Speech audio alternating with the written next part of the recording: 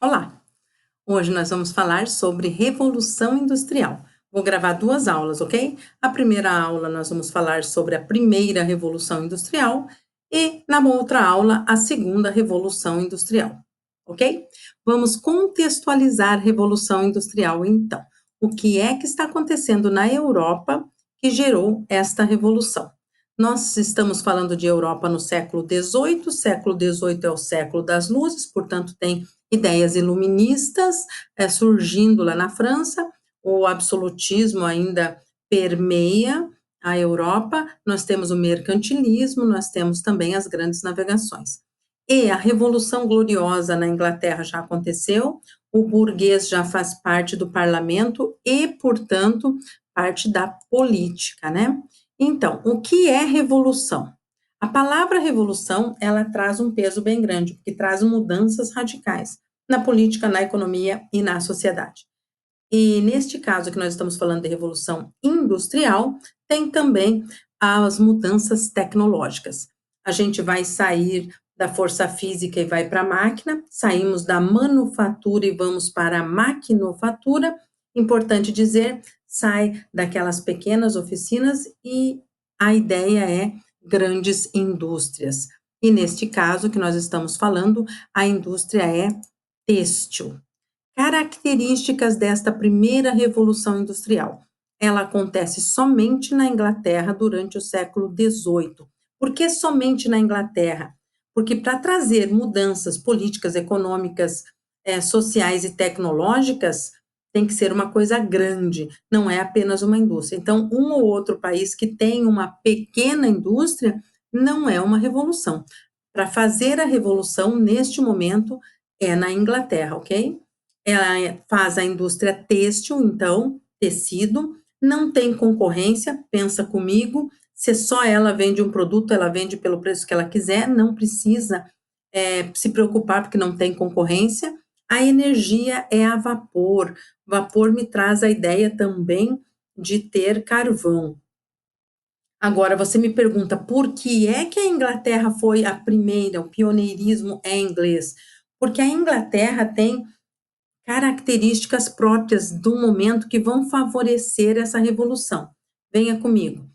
Ela teve a Revolução Gloriosa, ou seja, ela já estava com uma política organizada, o burguês já está participando da política. Lembrando que toda essa revolução que acontece tem um único objetivo, o lucro do burguês, ok? Então, tem a Revolução Gloriosa, a política está resolvida. Tem os cercamentos ou os enclosures, que vai gerar duas coisas importantes. O cercamento vai causar a expulsão dos camponeses, gerando aí um êxodo rural. Essa galera que sai dos campos, dos open fields, que eram campos abertos e agora enclosures, e vão para a cidade. Chegando na cidade, eles são automaticamente mão de obra barata. Parte deles é que vão para a colônia no norte da América, onde nós teremos a parte norte da colônia, ou seja, os Estados Unidos, parte norte, ok? E a outra parte que fica na cidade, de novo, mão de obra barata. Importante dizer. Eles têm matéria-prima? Sim, eles têm lã e têm algodão. Lã, vamos falar dos enclosures novamente. Se os burgueses fizeram esse cercamento, expulsaram os camponeses, os burgueses colocaram nesses campos cercados ovelhas que vão gerar lã, que é matéria-prima para a indústria têxtil. E o algodão vem da onde? Vem das colônias. Da colônia sul da América do Norte, lá que é a colônia de exploração, e também da Índia, onde se planta algodão. E minerais, eles têm ferro e carvão. Isso é muito importante, porque eu vou fazer estradas de ferro e terei máquinas a vapor. Importante dizer que os ingleses tinham dinheiro, acúmulo de capital. Da onde vem isso? Lá do ato de navegação.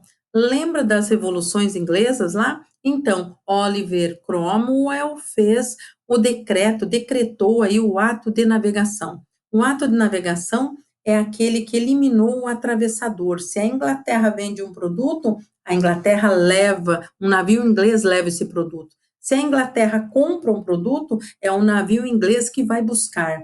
Lembre-se, no porto inglês só atraca navio inglês, ou seja, eliminou totalmente o atravessador. O lucro fica com a marinha, que vai sendo fortificada ao longo do tempo. E aí nós temos as inovações tecnológicas.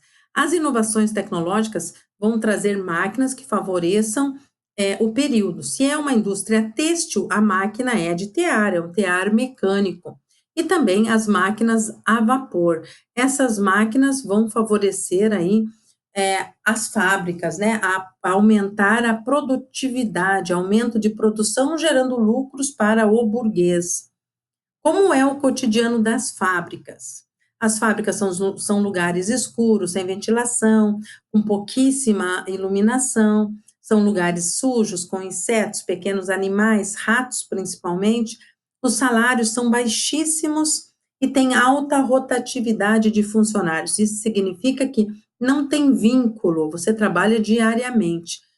Se você estragar uma máquina, você é demitido, se você ficar doente, você é demitido, se você fizer alguma coisa que o burguês não tenha gostado, você é demitido. Importante dizer que a mulher e a criança vão trabalhar nesse período. É uma característica, tá? Exploração feminina e infantil. Importante dizer que não tem benefício, o salário continua sendo muito baixo, a criança trabalha de 4 a 5 anos, ela já pode iniciar o trabalho. E não existe lei trabalhista, não existe proteção ao trabalhador neste período. E lembrando que a mulher ganha muito, muito, muito menos do que o homem. E existe aqui o que nós chamamos de leilão de salário. Como tinha uma massa de desempregado bem grande causada pelos enclosures, o êxodo rural, essa mão de obra ficava na frente das fábricas e quando se abriam os portões pedindo trabalhadores para aquele dia, quem trabalhasse por um valor menor tinha emprego. Um exemplo, eu ofereço R$ 100 por dia e de repente alguém diz, eu trabalho por 90, o outro eu trabalho por 80, e alguém fala, eu trabalho por 50, olha o desespero. Então, essa pessoa estava empregado. Esse leilão de emprego era tremendamente comum neste período. Importante, então, darmos sequência sobre as consequências dessa revolução industrial. Nós temos a consolidação do capitalismo financeiro e do poder da burguesia, nós temos o desenvolvimento tecnológico, lembrando que está surgindo máquinas que vão favorecer o aumento da produção e o lucro do burguês.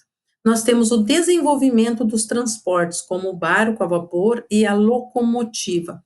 Importante também que a Inglaterra vai alargar o seu mercado consumidor de forma interna através de ferrovias e de forma externa através de portos. E assim ela vai vender seus produtos para o mundo. Ainda nas consequências, nós temos inovações na comunicação que vem junto, vem na rabeira dessa inovação que a gente tem nos transportes, porque aí eu posso levar e trazer informações. Mudanças ambientais acontecem com o desmatamento e o início da poluição de rios. E novos centros urbanos, lembrando que ao entorno das fábricas crescem cidades, tá?